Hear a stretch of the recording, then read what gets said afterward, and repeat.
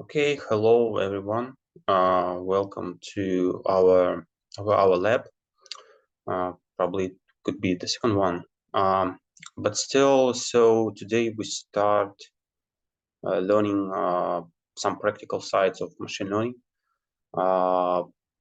And one probably on the most important and I would say the most interesting algorithm, despite it's not that complex, despite its simplicity. It's still a very good example of how machine learning problems look like, what kind of problems exist, and what kind of solutions we can find for these problems. Why it's so interesting? Because specifically linear regression has some different types of solutions, so you can find different kind of ways how to solve this problem. So this lab consists of two parts. Initially, we will go through some theoretical basis and we'll try to define our problem. So how the problem looks like. So what we're trying to do. And second, we will consider one of the methods how to solve the problem.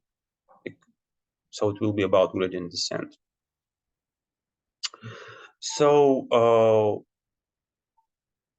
regression is one of the most widespread and more important problem in machine learning area. But let's recall what does it mean. So what this problem is about.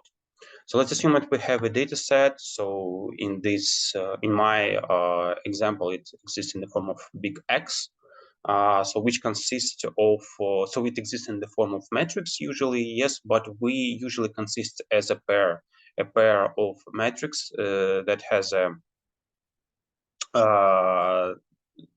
that usually is about our objects and features. So it has a size of n by d, where n our rows and d our objects, and we have a target values y.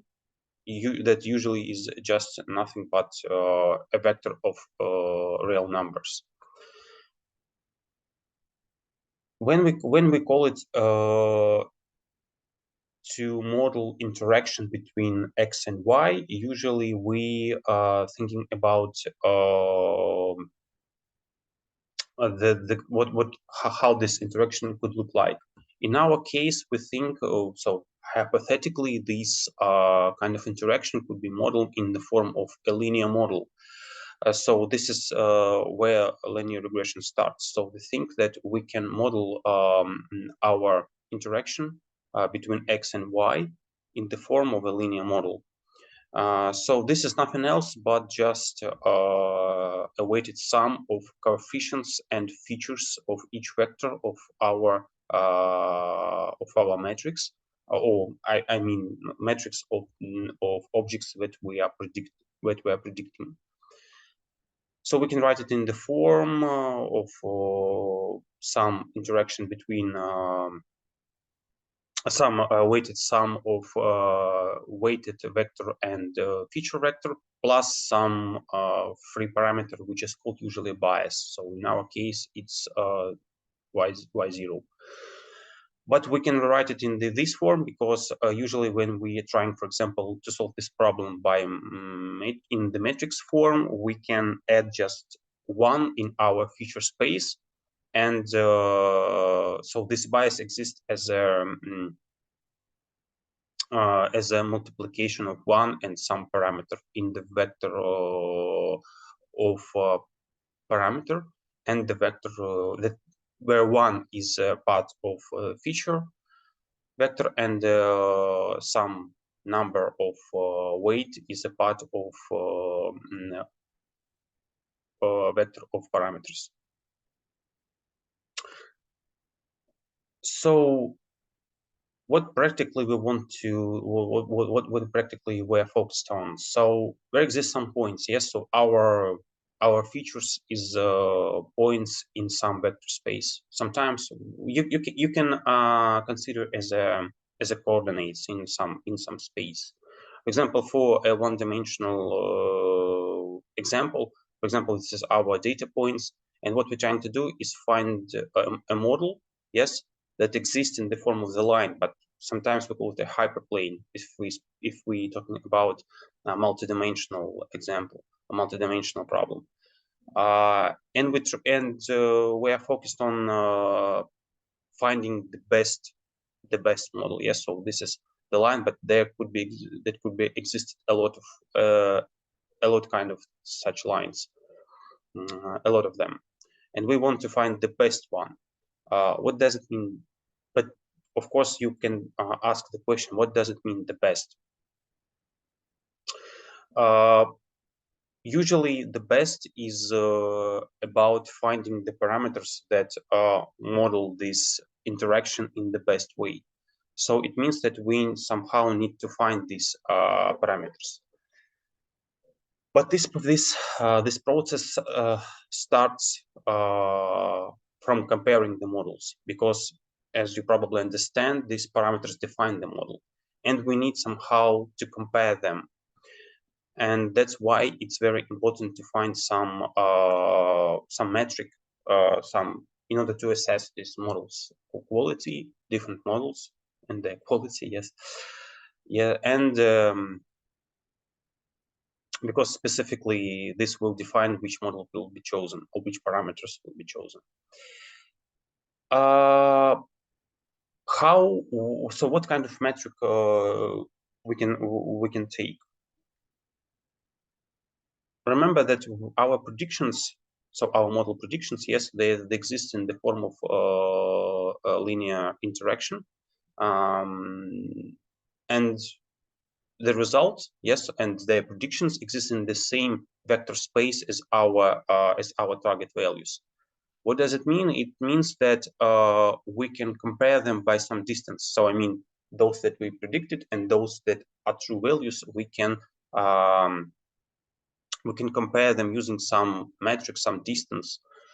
And for example, of course, there exist a lot of distances, but one of them is a widespread one. For example, Euclidean norm could be used to compare what is true values and what our model predicts.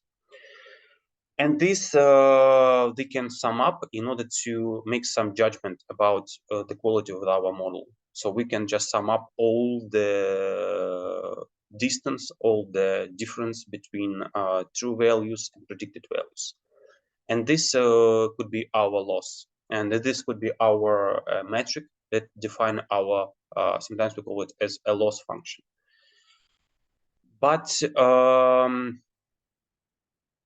still, in order to compare them correctly, sometimes we can deal with different sizes of our data set. And in order to avoid any misinterpretations about our models, it's usually better to use the mean of our loss function. And this kind of loss function is usually, we call it like a mean squared error. So yeah, this is probably, sometimes it's called objective function, loss function. Yeah, so it doesn't matter how you call it. So what basically happens, just small example. So imagine that this is our line and this is our model. So this is, I would say, a one-dimensional example. And this is what it predicts, yes, and this is what are our observed values, what are our true values. And what basically happens is just we finding a hyperplane, yes. So we construct a hyperplane using features, using X objects, in order to find the best projection of our Y values. So it maybe sounds a bit complex, but still it's very simple if you look at it from this side. So this line is just nothing else but a projection of Y. And in order to find this, the best model, yes, what we're trying to do is to find the minimum distance. Yes, is our mean squared error. So this is our loss function. I already mentioned that and you probably heard it on the lecture. So all machine learning problems are usually surrounded by finding optimal or best parameters of the model. So usually we already have some models, yes, so some algorithms already exist, and what we're focused on is parameters. It's nothing else but finding and determine these good parameters.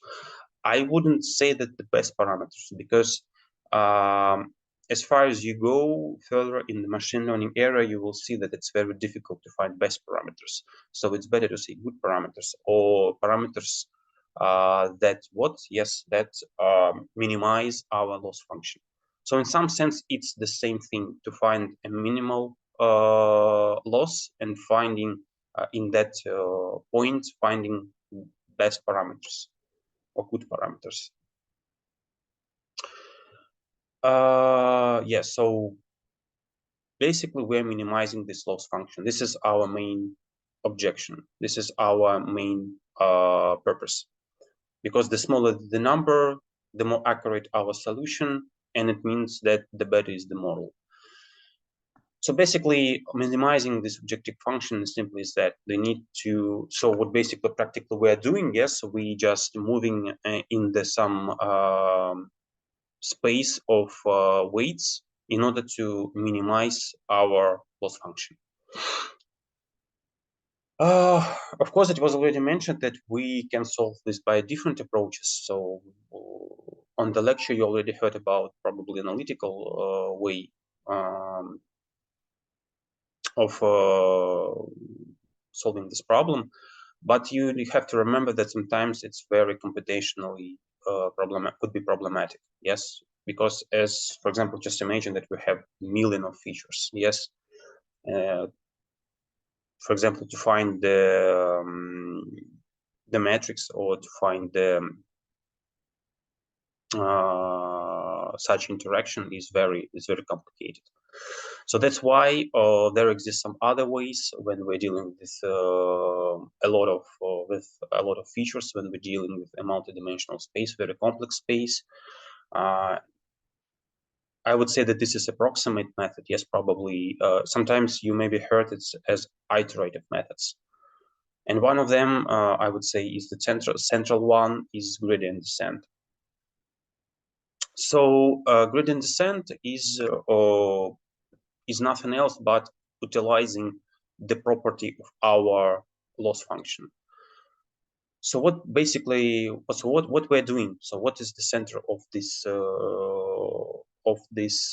approach?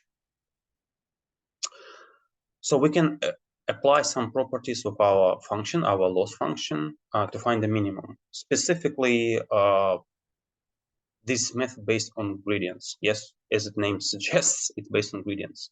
So what is a gradient? A gradient usually it's a point where we have the fastest growth of the function. But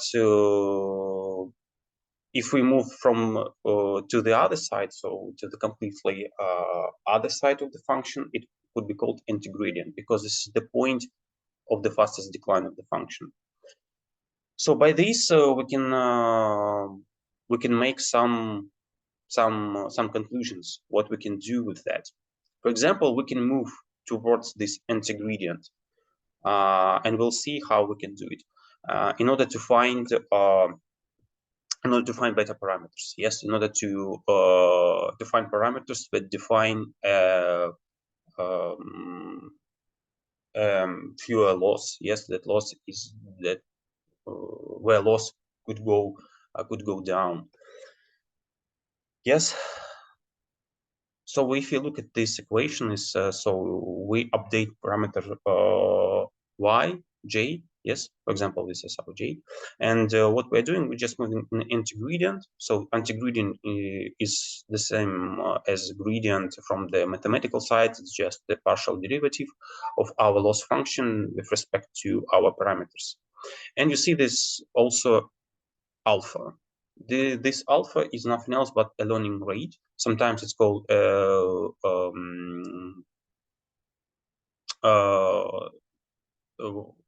learning step. In different literature sources, you can find different names, but still, for example, we call it as learning rate. So this parameter is a hyperparameter, and it's usually responsible the size of the step we're doing while moving towards anti-gradient. So what basically happens?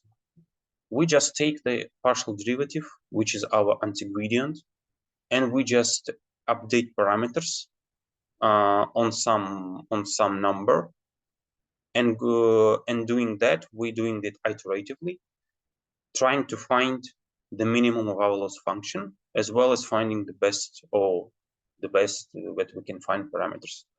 This is the process of a gradient descent. Okay, but let's consider a bit practice from that side. Let's recall our objective function. Yes, so it's usually looks like that.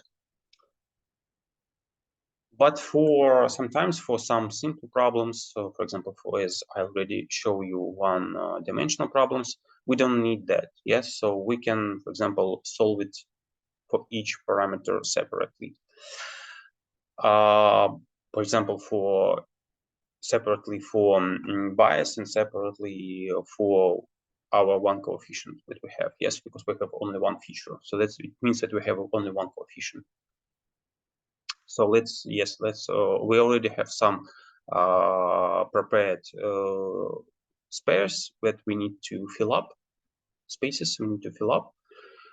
And if you look at the lecture, and if you look at also on this equation as a hint, this couldn't be a problem to find the derivative. But remember that this part of the equation is a bit tricky. Yes, you should remember that this is matrix form, and as we remember, we included bias in this vector. Remember about that. Okay, so let's fill this up. This is not very complex, but still it's very important to understand what happens. And so this is 2 divided by n. This is minus. You can check this up if you have some time. And this part is so what happens? So we have y. Yes. You can also add an index to them. If you are familiar with LaTeX, yes, LaTeX. It's not a big, it's not very, very complex.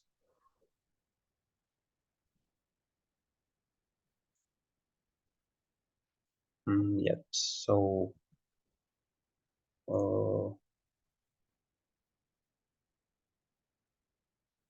wait. Sorry about that. Yes, so this is y. Yes, and minus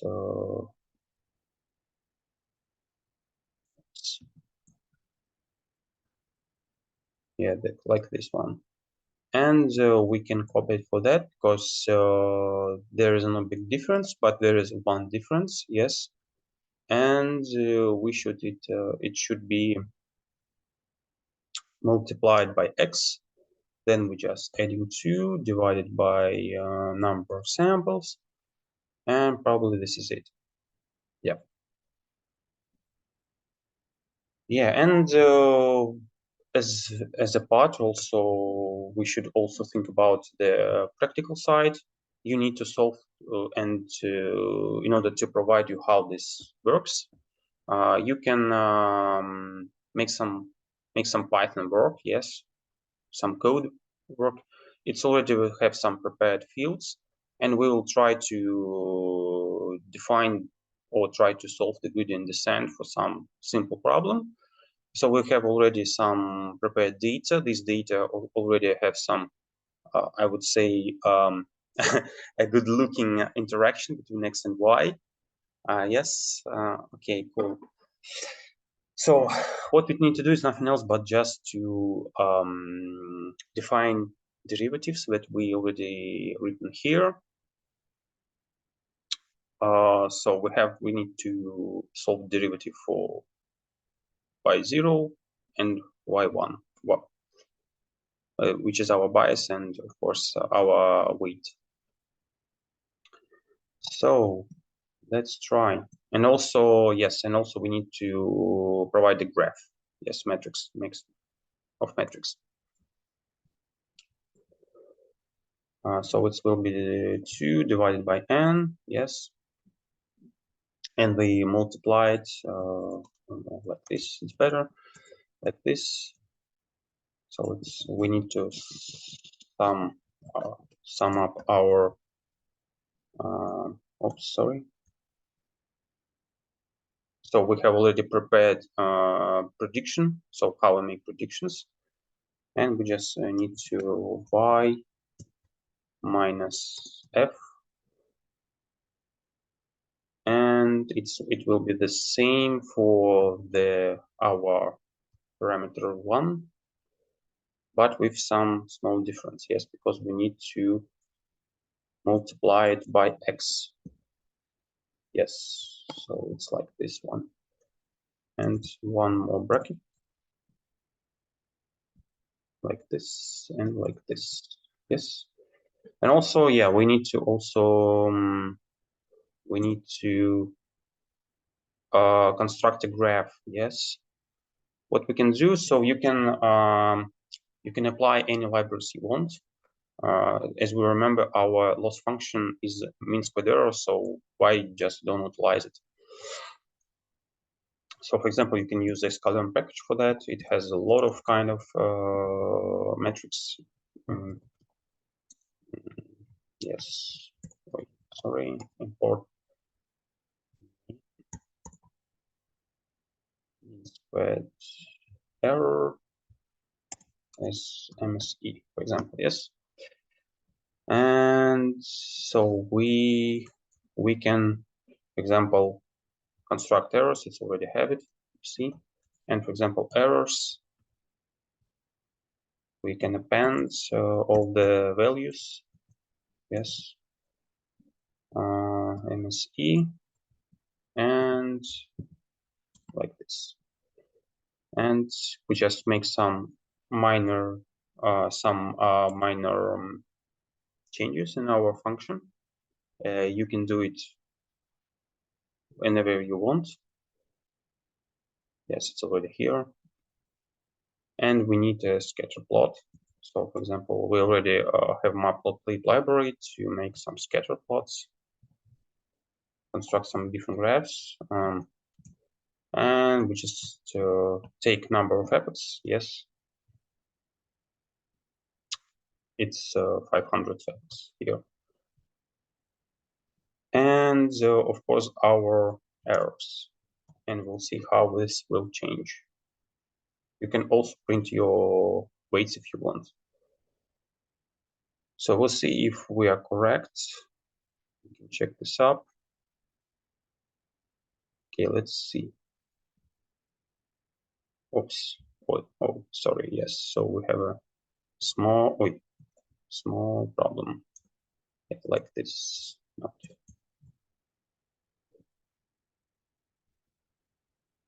Yeah. Now, right now you see, yes, how our loss is iteratively going down as number of epochs getting up. So this is how usually graphically gradient descent look like. But it's only, of course, can be interpreted like that only for one-dimensional case. So yeah, this is it. Of course, you will have a task for homework where you will make a realization of gradient descent, but with regularization. So this is it. Yes, and yeah, thank you for your attention.